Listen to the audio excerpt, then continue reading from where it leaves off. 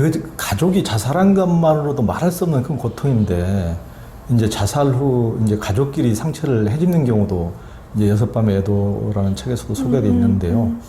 가령 아들을 잃은 어머니가 딸 하나 남은 걸 보고 차라리 딸이 네가 죽었으면 한다든 그런 식으로 한다든가. 아, 그거 보니까 너무 끔찍하고 충격적이던데. 아, 그런 말을 어떻게 딸한테 했던 거 그냥 이렇게. 네. 그리고 또 아들을 잃은 어머니가 며느리한테 더 힘들게 이렇게 하는 경우도 있다고 그랬는데 어떤가요? 그런 가족끼리 이렇게 상처를 더 주는 경우가 있나요? 많이 이게 그쵸. 그럴 수밖에 없는 게 모두가 다 자살 사별자이기 때문이에요. 그리고 애도의 상실의 경험이라는 게 그런 말이 있어요. 상실의 경험은 지문만큼이나 다 다르다. 그런 말이 저는 너무 공감해요. 그만큼 그 사람과의 관계에 따라서 그 사람이 나한테 어떤 존재냐에 따라서 다 다르거든요. 근데 내 고통에 휩싸였을 때는 가족이 뭐 배우자가 혹은 시어머니가 저 사람도 고인을 잃은 사별자라는 생각을 잘 하지 못해요. 그리고 내 경험과 굉장히 다를 거라는 생각도 잘 못해요. 네.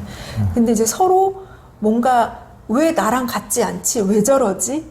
이런 생각을 또 많이 하고요. 또 자살이 명확한 원인을 알 수가 없는 죽음이기 때문에 한동안은 그 이유를 찾기 위해서 누군가한테 이렇게 탓을 하려는, 그러니까 나를 보호하기 위해서 이 고통이 너무 크기 때문에 내 탓도 있는 것 같다가 고인 탓도 있는 것 같다가 만약에 이제 남편이라면 시어머니 입장에서는 가까이 사는 왜 며느리가 그걸 몰랐을까 이렇게 보는 거고 며느리 입장에서 왜 저런 아들을 왜 저렇게 키웠을까 뭐 이런 식으로 다 각자의 입장에서 이 나의 애도 경험, 고인의 죽음을 이해하려고 하다 보니까 그것이 위로보다는 비난이나 굉장히 불편한 관계로 이렇게 이제 초반에 그런 경우가 많고 갈등도 많이 생기고 또 그런 주제로 상담에 오시기도 하는데 저는 가족은 결국 그 같은 경험을 한 어떻게 보면 애도의 동반자여야 되기는 해요.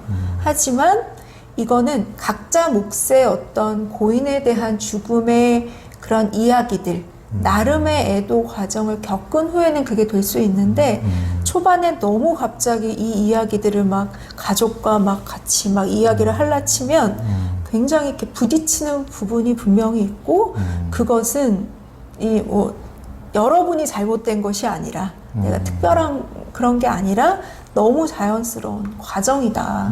당연한 과정이다. 그런 갈등이 유발될 수 없다. 왜냐? 사별, 상실의 고통이라는 거는 지문만큼이나 다 다르기 때문에 그거를 그냥 인정하는 게 저는 되게 중요한 것 같아요. 그러니까 충분히 이해는 가요. 이제 집에서 기르던 강아지도 실은 주인한테 너무 다정하게 이렇게 대하다가도 예전에 시골에서 보면은 뭐 야생 누구나 이런 애들한테 상처 입고 이제 뭘 핥히고 당하고 이제 집에 들어와서 완전 상처 입고 와서 뭐 마루 밑에 들어가가지고 그럴 때는 지가 너무 괴로우니까 주인한테도 이렇게 하거든요. 자기가 괴로움의 표현이거든요. 이게 이제 전부 다 그런 너무 깊은 상처를 입으면은. 그쵸. 그러니까 너무나 이제 자살자 유가족들이 그런 것은 이해는 가는데 그건 이제 다른 사람도 그만한 상처를 가지고 있기 때문에 더 상처를 해집지 않도록 하여튼 이런 자존심이 어떤 국가나 지자체 차원에서도 진짜 많이 배려하고 있어줘야 될 것 같아요. 오히려 저는 사별 초기 이런 때는 가족보다도 그러니까 똑같은 그런 경험을 한 가족보다도 그냥 전문가나 오히려 그냥 아예 저는 제 경험상 친척이나 가족의 이렇게 위로가 되는 말을 하는 경우 오히려 상처가 훨씬 더 많이 됐던 것 같아요. 그러구만. 왜냐하면 일단은 가족하고는 좀 떨어져서 다른 분하고 애도 모임을 하는 게 낫겠네요. 조금 이렇게 그런 거를 크게 기대하시지 마시고 나 혼자만의 좀 홀로 그러니까 다른 사람과 연결되는 혹은 같은 경험을 한 누군가의 그런 위로. 그러니까 어떤 분은 가족보다도 그냥 처음 만나는 사람의 그냥 별 말 아닌 거에 막 눈물이 나고 그런 경험을 하신 분들도 되게 많아요. 그래서 저는 그런 이렇게 혹시 이제 이걸 시청하시는 분들 중에서 사별한 이후에 가족들끼리의 어떤 갈등이 있으시다면 그거를 가족 내에서 막 해결하고 극복하려고 하시진 않으셨으면 좋겠다. 다 각자 서로가 말하지 못하고 이해하지 못하는 그런 시간들을 보내고 있고 분명히 그 시간을 잘 겪어내면 좋은 동반자가 될 텐데 근데 이제 이걸 잘 겪어내는 게 중요한 거죠. 그래서 다른 가족 외의 전문가나 같은 경험을 한 사람과의 소통 연결이 오히려 더 도움이 될 때가 있다라는 말씀을 드리고 싶어요. 그러겠네요. 그러니까 그 뭐 가족이 자살하고 나면은 자기 자신한테도 화가 나지만은 내가 왜 그걸 못 막았지 자기 자신한테도 화가 나지만은 다른 뭐 자식이나 지가 지 오빠한테 좀 잘했으면 제가 뭐 좀 안 했으면 그런 일 없을 때 막 그런 식으로 서로한테 그런 아쉬운 감정이 또 나올 수가 있으니까 네, 얘기를 꺼내면 네, 꺼낼수록 네. 그럼 한마디 그렇게 해버리면 얼마나 깊은 또 상처가 되겠어요. 그건 다른 일도 아니고 사람이 죽은 일인데 죽음에 내가 책임이 있는 것처럼 돼버리면은 직접적인 너무나 이제 깊은 상처가 돼버리니까 가족 간에도 그런 얘기를 함부로 꺼냈다는 다시는 회복하기도 쉽지 않을 것 같아요. 그러니까 고 박사님 말씀처럼 전문가나 다른 애도 모임 같은 데서 충분히 어느 정도 그런 어느 정도 정리가 된 이후에 차후적으로 사후적으로 상당히 지난 이후에 이제 가족들끼리 그런 걸 좀 애도 모임을 이어가는 것이 낫지 않을까 싶네요. 그리고 그 6번의 애도 모임을 다 한 이후에 처음 모였을 때와 뭐 어떻게 달라진 게 있나요?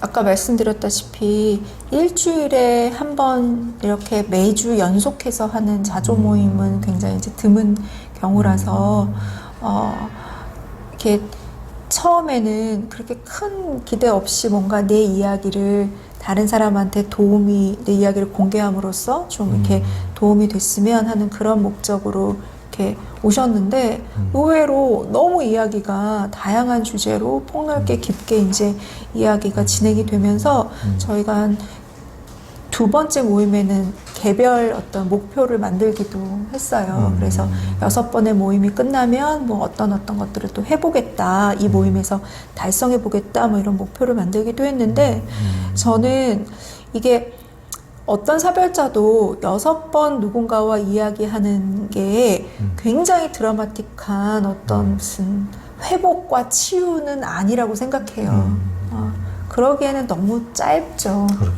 근데 다만 그 이야기 이런 이제 6밤 이분들 6밤 애도에 참여하신 분들도 어떤 기나긴 홀로 가는 애도의 여정에 만났던 좋은 동반자 이 경험이 이분들이 지치지 않고 끝끝내 자기의 삶에서 이 고인의 죽음을 계속 이해하고 기억하고 그러는 거에 저는 약간 뭐랄까요, 약간의 생존배낭 같은 약간 그런 느낌? 언제든지 좀 이렇게 열어볼 수 있는 그런 거를 바랬어요. 네. 그럴 수 있겠네요. 그 자살 사별자들의 변화 과정을 보여주는 이블린이라는 다큐멘터리가 있었는데요. 그 내용 좀 아시죠? 네네네. 네. 제가 넷플릭스에서 정말 찾아낸 보석 같은 그래요? 네, 다큐멘터리인데 이블린이 이제 이 감독, 이 다큐멘터리를 만든 감독의 동생의 이름이에요. 이 이블린이 자살을 했는데 이 다큐의 감독은 원래 어떤 다큐를 찍는 사람이냐면 막 전쟁 지역 그런 죽음 생과사가 오가는 그런 전쟁터의 그런 현장을 담는 다큐 감독인데 정작 자기 가족에게서 일어난 동생의 이 자살에 대해서는 한 번도 가족끼리 이야기를 꺼낸 적이 없는 거예요. 동생의 이름을 올리거나. 그래서 이 다큐의 첫 시작이 그 카메라 앞에서 동생의 어떤 사망 진단서, 그 보고서를 읽는 것으로 시작을 하거든요.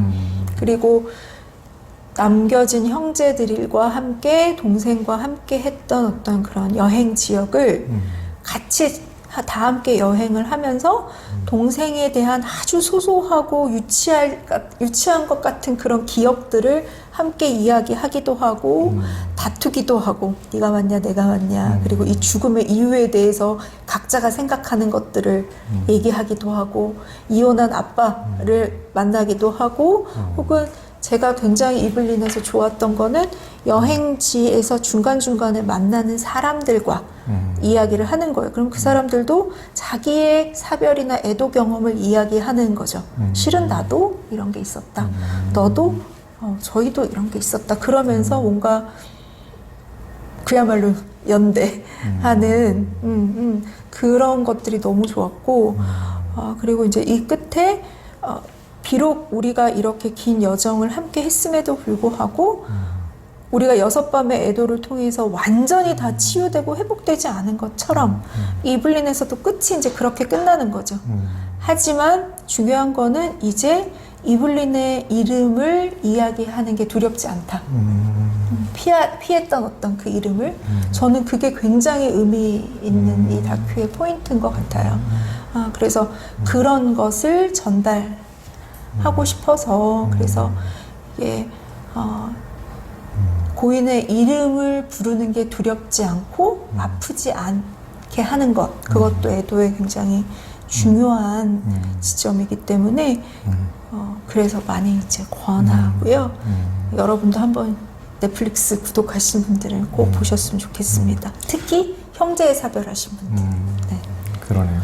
그러니까 드라마는 뭐 허구니까 이제 극적인 실은 뭐 너무 극적인 것은 대부분이 실상 거짓이죠 뭐.